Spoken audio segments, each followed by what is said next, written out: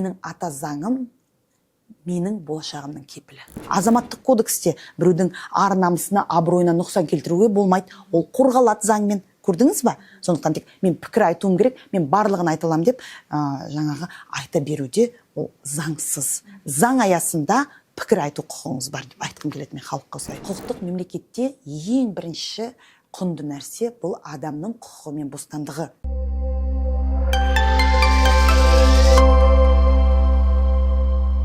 Армысыз көрермен, Конституция ішкі де сыртқы саясаттың бағытын айқындап, тәртіп пен тұрақтылықтың кепілі болып отырған маңызды құжат десек, биыл сол ата заңымызға 30 жыл толып отыр. Осы орайда барша отандастарымызды мерекемен шын жүректен құттықтаймыз.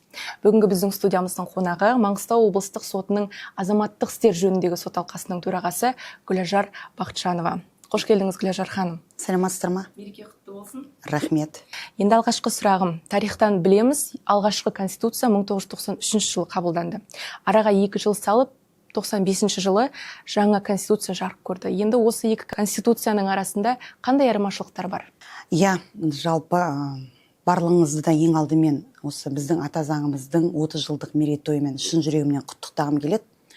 Өздеріңізге белгілі, әр мемлекеттің өзінің ата заңы, конституциясы бар.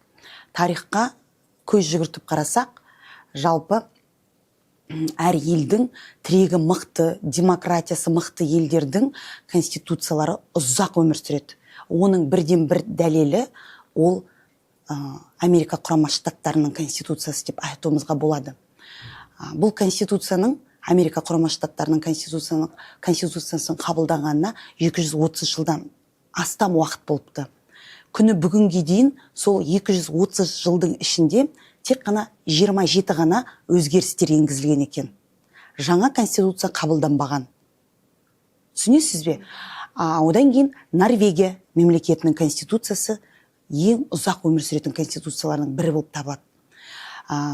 Айтып отырсақ, неге бұл мемлекеттерде ұзақ өмір сүретін конституция? Себебі ол кезде бұл мемлекеттердің саяси тұрақтылығы пісіп жетіліп, олар айқын өздеріне бір бағытты белгілеп алды. Сол бағытпен өз бағыттарын ауыстырмай, басқа бағытқа ауыспай келе жатырған мемлекеттер. Бұл мемлекеттерде адамның құндылығы ең басты құндылық болып табылады. Қай мемлекетте өмір сүргіңіз келесіз деп жас балаға сұрақ қойып қараңызшы, жас өскелең ұрпаққа. Енді әрине әркім өз елін, мен мысалы Қазақстан дер едім, бірақ көп азаматтар осы Америка құрама штаттарын ең бостандықтың кепілі ретінде көреді.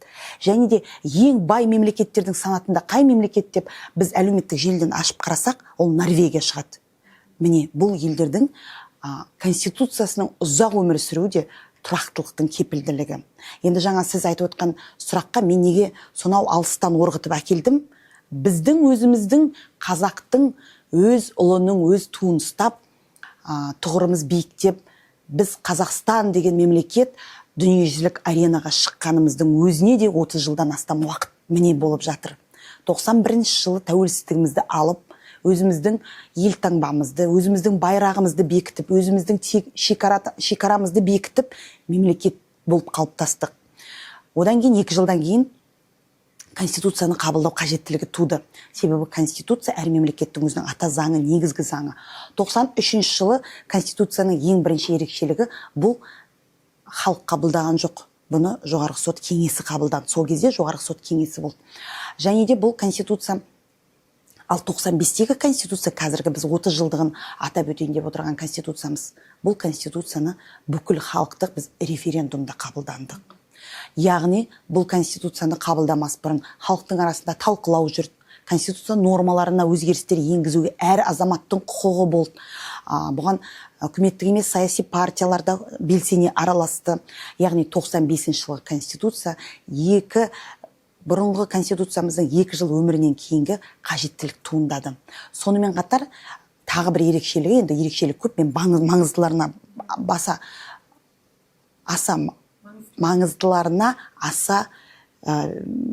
ден қояйын. тағы да бір айтатынымыз, жаңа айттым, жоғары сот кеңесімен қабылданды деп. Ол кезде бізде жоғары сот кеңесі, бір палаталы жоғары сот кеңесі жұмыс жасады. Ал қазіргі таңда біздің заң шығарушы органымыз бұл екі қос палаталы заң шығарушы органы. Біз соны өзгерттік, сенат пен мәжілісте енгіздік. Және де бұрынғы конституцияда жоғарғы сот кеңесі бар еді. Ол кеңес немен айналысатындығын енді білесіздер.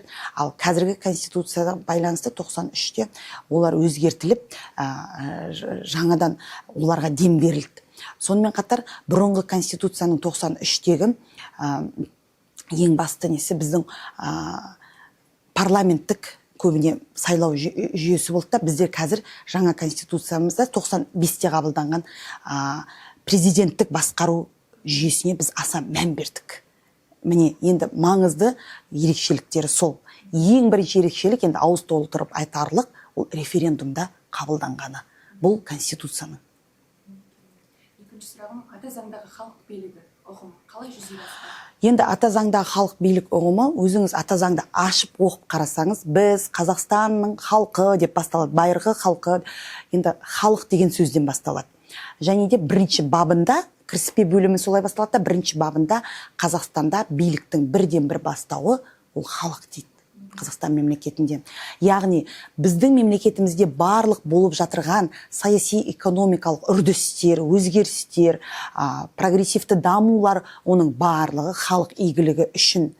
Халық сайлайды президентті референдумда, халық сайлайды өзінің депутаттарын, халық сайлайды өзінің әкімдерін. Міне соған келе жатырық қой, жайлап этаппен. Ол біздің президентіміздің қазіргі қойып отқан, өздеріңіз көріп отырсыздар, біздің облысымызда да, ауданда, ауылдарда да әкімдерді сайлау басталып кетті. Болашақта облыстың әкімдерінде сайлау халықтың шешімімен болады. Оның барлығы біздің қазіргі президентіміз Тоқаевтың үлкен бір адымы. Сонымен қатар жаңа айтып өткен бірінші сұрағыңызға қайтып оралғым келеді. Қасым-Жомарт Кемелұлы Тоқаевтың ең басты өзгерісі әкелген жаңа конституциямыздың жаңа мына өзгерістер соңғы бұл президенттің 7 жылдық сайлауы және де оның бір реттігі. Міне бұл да билік тек қана бір адамның қолында болмау керек деген сөз. Әрине билік халықта. Бірақ сол халықтың мұң-мұқтажын, халықтың арманын жүзеге асыратын ол президент қой. Ол да бір мерзімде 7 жылға ғана бола алады деген өзгерістер енгізген. Сондықтан халықтың үні, халықтың құқығы, бұл біз әрқашанда сөйлегенде, ол халық деген Құдайдың бір аты деп айтады ғой халықтың арасында.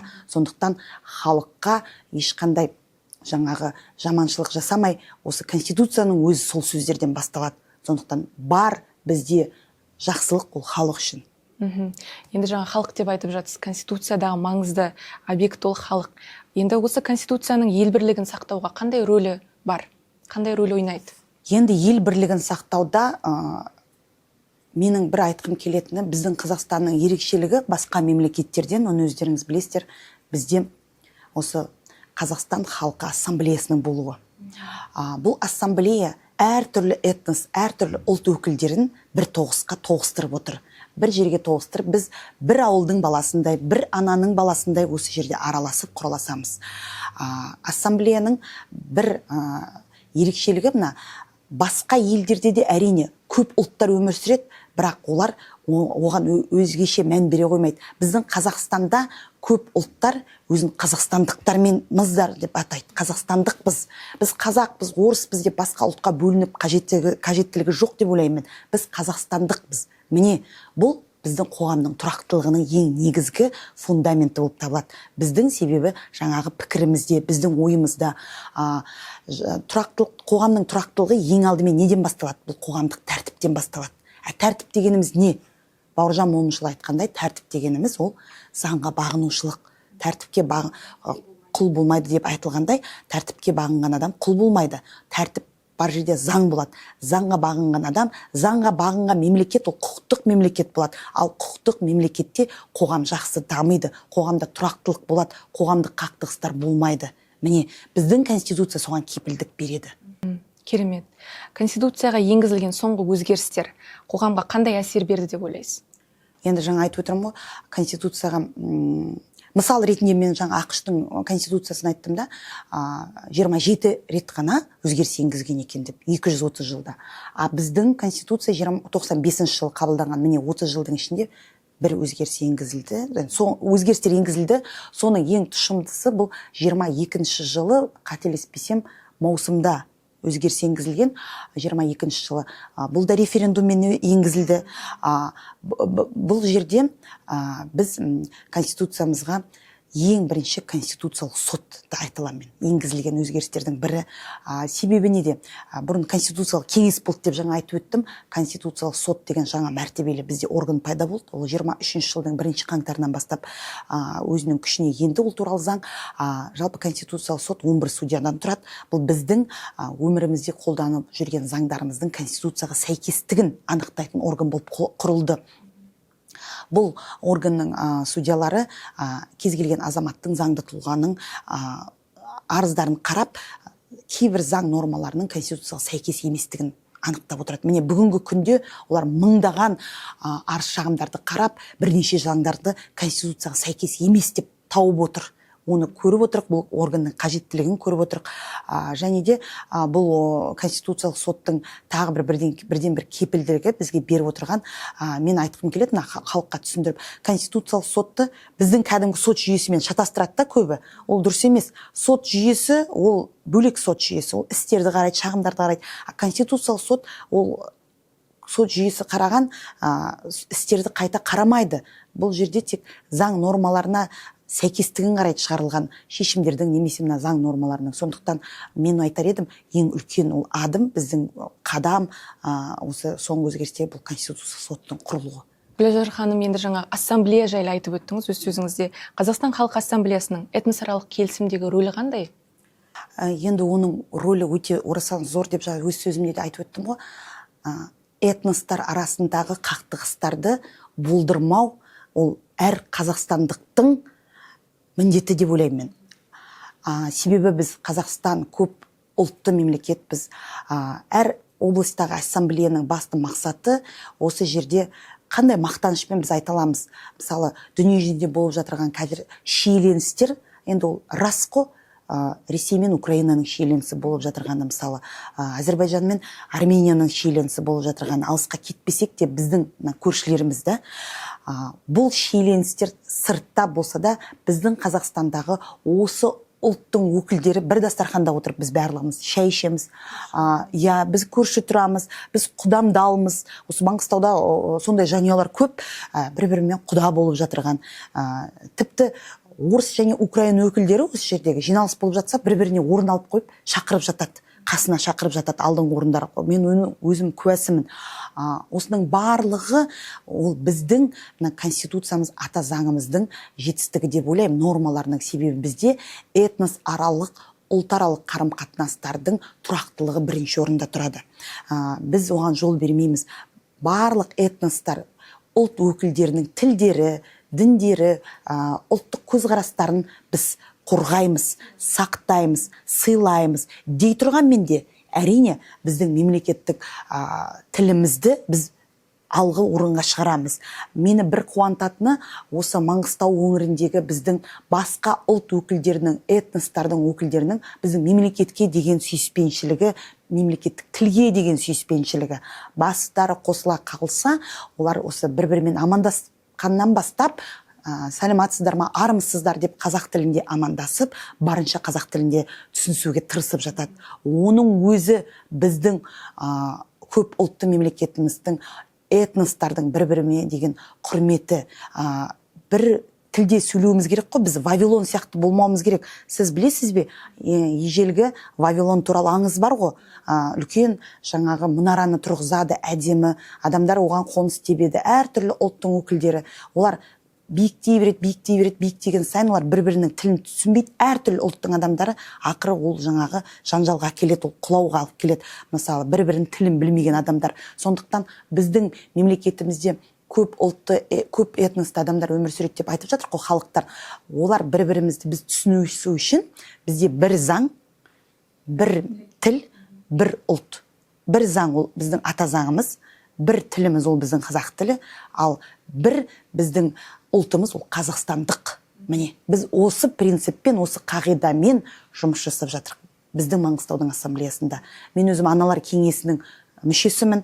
Ана болғандықтан, өздеріңіз білесіздер, біз көп балалы анамын. Сондықтан біз деп неге ассамблеяны бұл судья айтып отыр деген сұрақтар да туындауы мүмкін. Мен әрине судьямын, мантия кигенде, қызметте, үйде анамын, ал қоғамдық орында мен ассамблеяның, яғни аналар кеңесінің бір мүшесімін. Ассамблеяның ол бір қанаты болып табылады. Сондықтан мен біз деп сөйлеп отырғаным осы тұрғыдан. Жауабыңызға рахмет, керемет жауап. Конституцияда көрсетілген құндылықтарды күнделікті өмірде қолданасыз ба? Конституцияда көрсетілген біздің құқықтарымыз бен міндеттерімізді біз барлығымыз күнделікті өмірде қолданып отырмыз. Ең алдымен ол білім алу құқығымыз тегін. Дәрігерлік медициналық көмек алу құқығымыз. Балаларымыздың жоғарғы орында грант алып оқу құқығы. Өзінің құқығы мен бостандықтары бұзылған адамдардың сотқа талап қойып, сотқа жүгіну құқығы. Міне, күнделікті өмірде біз өз пікірімізді ашық айту құқығымыз. Ең алдымен бұл әрине адам болғаннан кейін, индивид болғаннан кейін, жеке тұлға болғаннан кейін азамат, халық, азамат ол ең бірінші мемлекеттің байлығы. Мемлекетте азамат болмаса, азаматтығы жоқ адамдарды да біз қорғаймыз біздің мемлекетімізде. Әрине ең алдымен біз азаматтығы бар Қазақстан Республикасының азаматтары деп сөйлейміз, бірақ адам, барлық адамды біздің республикамыздың аумағында жүрген адамдарды біз қорғаймыз. Яғни әр азаматтың, адамның құқығын қорғаймыз. Жаңағы айтқан күнделікті қарап отырсаңыз, білінбейтін, бірақ жаңағы конституция бекітілген құқықтар жаңағыдай. Заңда әрине бұл конституциямен бекітілген. Сондықтан әр азаматтың менің конституцияда бекітілген құқығым, неге мен еркін сөйлеу құқығымнан айырылып жатырмын деп көп адамдар айқайлап жатады ғой. Міне, олардың сөзінің түп төркінінің мәні бар, себебі бірақ мен айтуым керек екен деп барлық сөзді де айта бермеу керек. Сіз еркін пікір айту құқығыңызбен біреуді балағаттамауыңыз керек. Себебі оған тыйым салатын заң бар. Әкімшілік құқық бұзушылық туралы кодексте бар. Біреуге тіл тигізгенің үшін жауапкершілікке тартыласыз. Қылмыстық кодексте жауапкершілік қарастырылған. Азаматтық кодексте біреудің ар намысына, абыройына нұқсан келтіруге болмайды. Ол қорғалады заңмен. Көрдіңіз ба? Сондықтан тек мен пікір айтуым керек, мен барлығын айта аламын деп жаңағы айта беруде ол заңсыз. Заң аясында пікір айту құқығыңыз бар деп айтқым келеді мен халыққа осылай. Иә. Келесі сұрақ. Егер конституция болмаса, елестетіп көрейік, қоғамда қандай қиындықтар туындауы мүмкін? Енді ол хаос қой жаңағы айтқанымдай, Вавилон башнясындағыдай. Жалпы конституция бұл мемлекеттің қауіпсіздік белдігі деп айтар едім мен. Ремень безопасности деп айтады ғой. Мысалы біз самолетке ұшар кезде отырғанда бізге қауіпсіздік белдігін тағып алыңыздар деп жол серіктер, борт серіктер бізге нұсқама беріп жатады. Сол сияқты әр мемлекеттің бұл қауіпсіздік белгісі, мен ойлаймын, бұл ата заңы, конституциясы. Себебі қандай да бір мемлекетте өмір сүріп, адамдар неге мемлекеттік азаматтығын ауыстырып жатады? Себебі ол мемлекетте өмір сүре алмайды. Қиын ол мемлекетте өмір сүру. Сол мен басқа мемлекетке барғысы келеді. Ал сол мемлекеттің экономикалық, саяси тұрақтылығын жасайтын ол ең алдымен сол елдің басты заңы конституция. Енді біздің еліміздің конституциясы, мен айтар едім, біздің жақсы қауіпсіздік белгіміз. Себебі жаңағы айтылғандай, біз әлде жаспыз. Біз 30-дан енді асып бара жатырған мемлекетпіз. 30-дан асып барамын деген қазақтың әдемі өлеңі бар ғой. Неге мен мысалы 50-ден асып барамын, 60-тан асып барамын деген өлең шығармайды. 30 деген 40-қа бара жатсың, 40-та қамал алады деген сөз бар. Біз орда бұзып, 30-да орда бұзып, 40-та қамал алатын дер кезіндегі мемлекетпіз. Бойында күш қуаты бар, білімі бар, санасы бар. Міне осы мемлекетімізде өмір сүріп, осындай ата заңымыз бар, біздің бір бақыт. Ал ол ата заңды жоқ деп елестетіп қараңызшы, онда хаос болады. Ешқандай құқығы жоқ азаматтардың, міндеті жоқ. Мен міндетті емеспіз. Мысалы конституцияда жаңағы әскери міндеттілік бекітілген ғой. Ал әскери міндеттілік міндет болмаса, қоғамдық тәртіпті сақтау міндеті болмаса, елестетіп қараңызшы, не болады? Ешкім жаңа құқық қорғау органдарына бағынбаса, әскерге бармаса, біздің мемлекетті кім қорғайды? Сондықтан конституциясыз өмір сүру ол мүлдем мүмкін емес, дұрыс айттыңыз. Рахмет. Ата заңды насихаттаудың ең тиімді жолы қандай? Енді ата заңды насихаттап жүрміз. Енді біздің қоғамымызды қарасақ, мен жаңа бір сөзімде айтып кеттім, Қазақстан құқықтық мемлекет құруға үлкен біз қадамдарды асып бара жатырмыз. Құқықтық мемлекетте ең бірінші құнды нәрсе бұл адамның құқығы мен бостандығы. Енді ал Конституция соған бізге кепілдік береді. Құқықтық мемлекет құруда біз құқықтық сауатты адамдар мен азаматтарды тәрбиелеуіміз керек. Құқықтық сауатсыз, қаржылық сауатсыз адамдар ол көбіне көп жаңағы алаяқтардың арбауына түсіп қалып жатады. Сондықтан ең алдымен мен айтар едім, біздің көрермендерге әлеуметтік желілерді дұрыс қолдана білуіміз керек. Қазір адамдар кітап оқудан, газет журнал оқудан мүлдем бас тартты. Мен нақ оны айта аламын. Барлық әлеуметтік желіден көреді. Сондықтан Конституцияны бірден бір насихаттаудың жолы ол біз ерінбей құқықты сауатты азаматтар осы мемлекеттің заңды түсіндіруіміз керек. Тек Конституцияны түсіндіру деген сөз емес ол.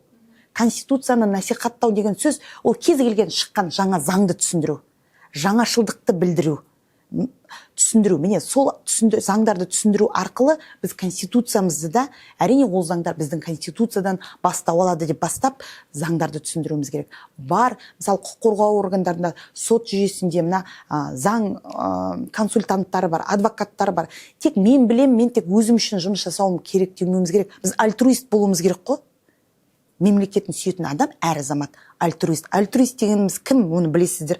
Ол ешқандай жаңағы өзіне кері байланыс күтпейді, материалдық өзіне қазына ештеңе қажет етпейді, барын береді, қоғам үшін қызмет етуге, адал қызмет етуге, қоғам үшін ақысыз қызмет етуге дайын адамдарды альтруист былай. Мен қарапайым тілмен айтып отырмын да. Міне альтруист адамдар мектептерді, балабақшалардың үлкен топтарына, мектептердің бастапқы класстарына барып, сыныптарына барып, жоғары оқу орындарына барып, құқықтық сауаттылық сабақтарын жүргізуіміз керек. Көбіне көп. Ол кішкене мысалы видеороликтер түсіріп, әлеуметтік желі арқылы оның барлығын көрсетіп отыру керек. Сонымен қатар мен ойлаймын, мектептің оқушыларына заңды жақсы білу үшін викториналық түрлі ойындар ұйымдастырып, жақсы оларға сыйақы дайындап, мысалы да, неге олай істемеске, мысалы студенттер арасында осындай викториналық, сонда олар қызығып оқиды и оқығанымен бөліседі. Сонда ғана біз қоғамымызда құқықтық сауатсыздықты жоямыз деп ойлаймын. Насихаттауға болады дейсіз. Келесі сұрақ. Конституцияға енгізілген өзгерістер қажеттілігі қанша және қандай жағдайда туындайды ол? Енді Конституцияға қай уақытта өзгеріс енгізіледі? Мемлекеттің саяси бағыты өзгерсе, міндетті түрде енгізіледі. Сонымен қатар мемлекеттің билік құрамы өзгерсе, билігі мысалы біздің Қазақстанда 3 билік бар. Заң шығарушы, атқарушы және сот билігі бар. Біз бір тұтас мемлекетпіз. Егер біздің территориялық аумақтық жаңағы көрінісіміз өзгерсе, мысалы Ресей Федерациясын қараңыз, олар бірнеше федеративтік республикалардан тұрады. Ал бізде бір тұтас мемлекетпіз, сондықтан ол айқын. Және де Конституцияға өзгерістер енгізіледі, бұл экономикалық, саяси өзгерістер, қатты өзгерістер болса, біз Конституцияны соған бағыттауымыз керек болады. Сол кезде өзгерістер енгізіледі. Әрине, мен өзім азамат Қазақстан Республикасының көкірегі ашық, сауатты азамат ретінде айтқым келеді.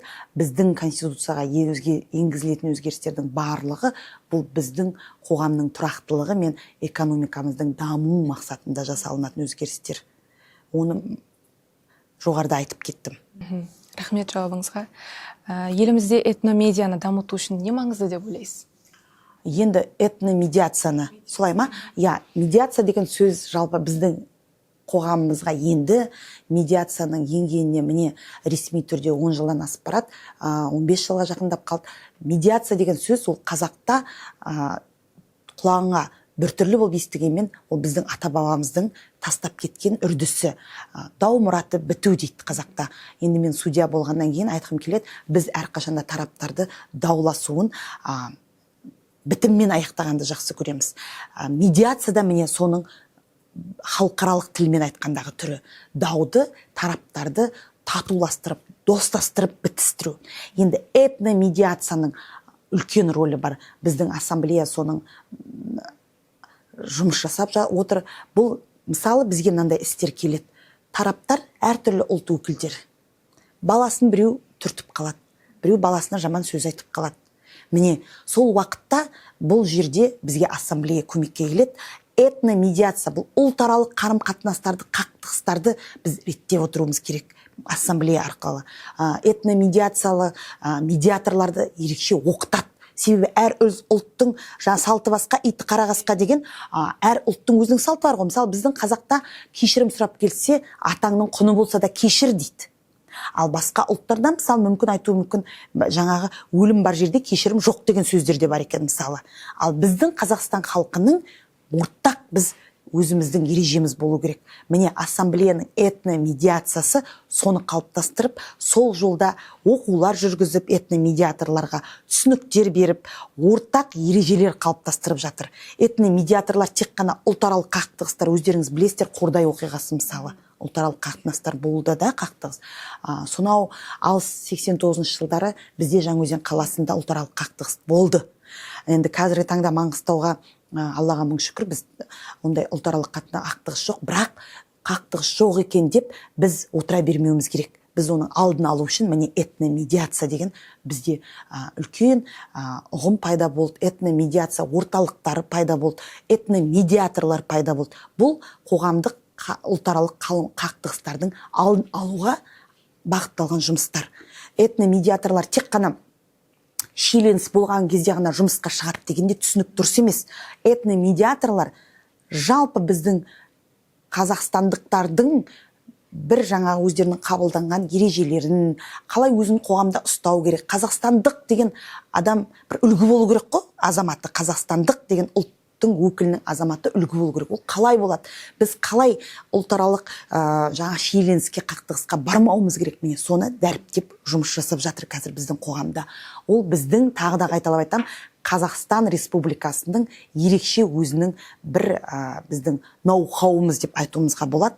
Осылай ұлтаралық қатынастарды реттеудегі президентіміздің ары қарата дамытып отырған осындай жақсы жетістіктері деп көрінісі соның. Енді жаңа айтып жатсыз, Маңғыстаудағы 89-дағы қақтығыстар этносаралық, Қордайдағы оқиға. Енді өзіңіз жеке сондай этносаралық қақтығыстарға тап болып көрдіңіз бе?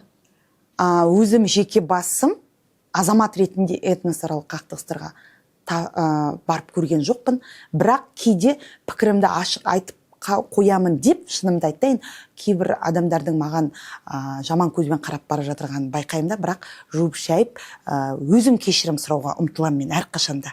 Менің өзімнің бір өмірлік кредом, мен тек қана менің айтқаным дұрыс деген пікірден аулақпын. Мен ішім дұрыс болып тұрса да, осы қақтығыс болмасыншы деп мен кішіре салам. Сондай мен тәрбиемен өскен адаммын, және сол тәрбиені мен балаларыма беріп отырмын. Ол кішірейгендік деген сөз емес, ол қақтығыстың алдын алу. Ол адам бәрібір сенімен сөйлесіп тұрып, түсінбесе өзінің қатесін, ол жерде жаңағы шиеленісті жасатып, айқай-шу жасатып, оған түсіндіре алмаймыз. Жақсы, мен кінәлімін, кешірерсіз деп кету керек ондай жерде. Біз әрине судья болғаннан кейін істерді де, осы этносаралық қақтығыстардан шиеленіскен істерді де қарап жүрік. Әрине оның барлығы жақсы бітіп жатыр, біз оған қуаныштымыз. Әр азамат сол ұстанымды ұстану керек деп ойлаймын. Мен қазақпын, мен орыспын, немесе мен шешенмін демей, мен қазақстандықпын деп өмір сүруіміз керек біздің Қазақстанда. Сонда ғана біз дамыған керемет мемлекеттердің қатарында боламыз. Қазақстандықтар үшін жасауымыз керек бар жақсылықты. Керемет жауап. Жаңа этномедиация туралы айтып өткенде, медиаторлар жайлы айтып өттіңіз, медиатор мамандар жайлы. Бұл мамандар сондай бір қақтығыс жағдайларда қандай рөл атқарады, қалай көмек көрсете алады, сол жайлы тоқталсақ. Жалпы мен медиаторлардың соттағы рөлі туралы айтып кетейін. Жалпы Қазақстан Республикасы жоғарғы сотының басты бағыттарының бірі бұл медиацияны дамыту болып табылады. Татуластырумен аяқтағымыз келеді. Біз барлық істі тараптарға татуластыру мәнісін түсіндіреміз. Татуласқан жағдайда қандай ұтатындарын, мемлекеттік баж салығы қайтарылатындығын, уақыт үнемдейтіндігін. Көбіне көп соттарда судьялар медиаторлардың жаңағы өкілеттілігін жүзеге асыра береді. Бірақ кей жағдайлар болады, тараптар судьяларға сенбейді да, сіздің айтып отқан ұсынымыңызды біз қабылдамаймыз. Біз екі тарап өзіміз келісіп, тәуелсіз бейтарап медиаторға барғымыз келеді дейді. Сол кезде Қазақстан Республикасының медиаторлар туралы заңы бар, соған қатысты медиаторлар тізімі бар. Медиаторлардың тізімі әр облыста өзінің медиаторлары бар.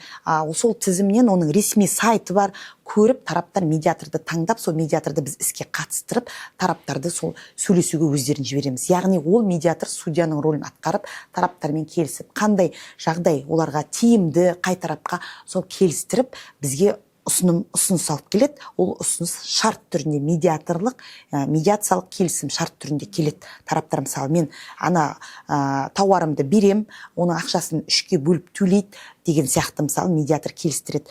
Сот шығындарын бөліп төлейміз деген сияқты. Медиаторлар кәсіби және кәсіби емес медиаторлар деп бөлінеді. Кәсіби медиаторлар бұлар заң жаңағы білімі бар, оқытылған медиаторлар, олардың өзінің реестрі бар. Кәсіби емес медиаторлар да бар. Оны кез келген адам, оның да тізімі бар. Ақсақалдар алқасы бар, мына бізде аналар кеңесі бар. Оның әр мүшесі мен медиатор деп санаймын. Медиатор дегеніміз былай айтқанда бітістіруші ғой, бітімгер, қазақша айтқанда. Бітімгер, татуластырушы, бітістіруші, ол сол адам, кез келген Қазақстан Республикасының 18-ге толған азаматы медиатор бола алады деп ойлаймын мен. Үйде де қарап отырсаңыз, екі балаңыз бір-бірімен жұлқыласып, келіспей қалып жатса, татуластырып жіберсең, міне сен медиаторсың. Сондықтан ол бітімгер, қарапайым тілмен айтқанда. Жауап болды деп ойлаймын. Енді сұхбатымыз аяғына таяп қалыпты, қорытындылап жіберсек, ата заңымызды 3 сөзбен сипаттай аласыз ба? 3 сөзбен сипаттағанда, менің ата заңым менің болашағымның кепілі. Рахмет. Керемет жауап. Бүгінгі студиямызға келгеніңізге рахмет, сұхбат бергеніңізге көп рахмет. Мереке тағы да құтты болсын. Рахмет.